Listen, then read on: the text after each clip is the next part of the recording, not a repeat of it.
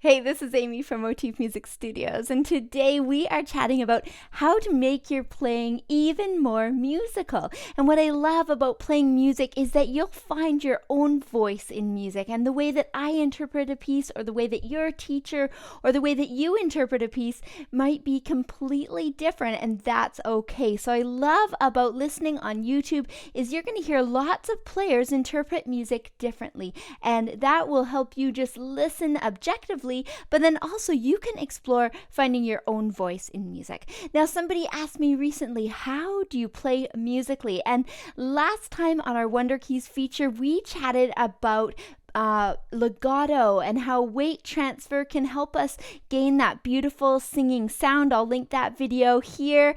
And then today I thought we'd chat about balance between the hands. So another thing about musical playing and bringing out this beautiful musical sound is about learning to balance between your right hand and your left hand, and that ability as a piano player to choose what hand and what voice you want to listen to. So that takes a lot of practice, but there's a fun exercise that has to do with what I call ghosting that may just help you out. So today's piece is part of our Wunderkeys Wednesday feature. It's from this Pop Companion for Pop Studies 3 book, and it is called Elise, and you'll hear some little hints of Für Elise by Beethoven, reimagined by Vancouver Island composer Andrea Dow.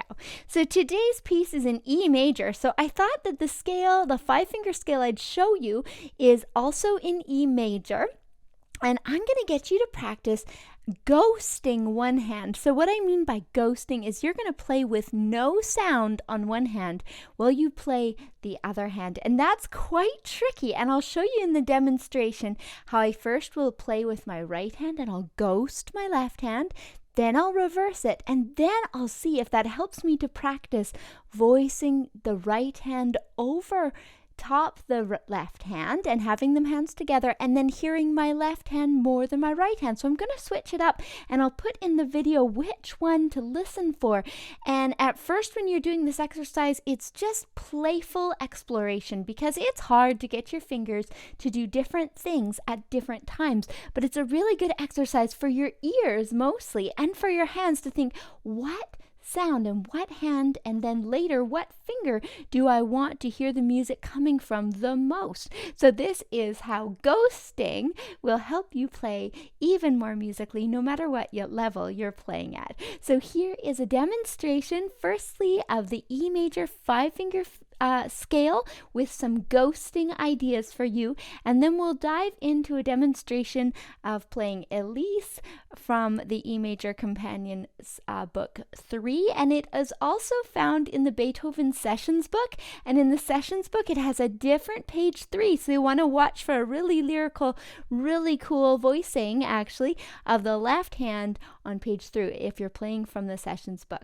Okay, here we are, a bird's eye view. We are going to be ghosting. So the first thing you'll do is you're going to try to play one hand while quietly playing the other over top the keys. Today we're looking at the 5-finger scale of E major because that's the key that we're going to be leaping into for the Elise section or session. So here we go. We're going to try to hear our right hand. We're just lightly skimming the keys on the other side as if we're playing them, but we're trying to play over them. So we're getting used to controlling our hands. So I like to call that ghosting just because it's fun. Now we're going to play our left hand. We're going to ghost our right hand. Here we go.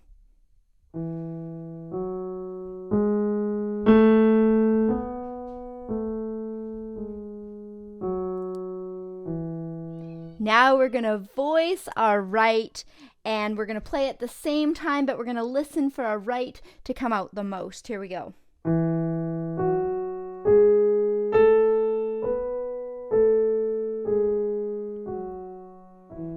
You can tell when I first started off, I just kind of rushed in. I heard my kids in the background, so it takes a lot of focus to do this. So I'll leave that in so you can just see that we're all learning and growing as musicians. Now we're going to try to hear the left hand the most. Now I'm a right-handed pianist, so that takes more work to voice the left hand. Let's hear.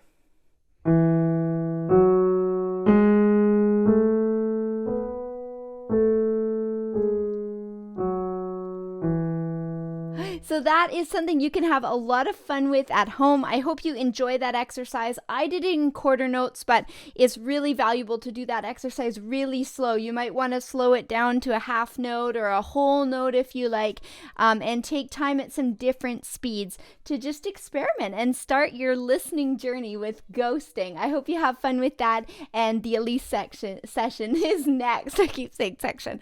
Okay, the Elise session is next.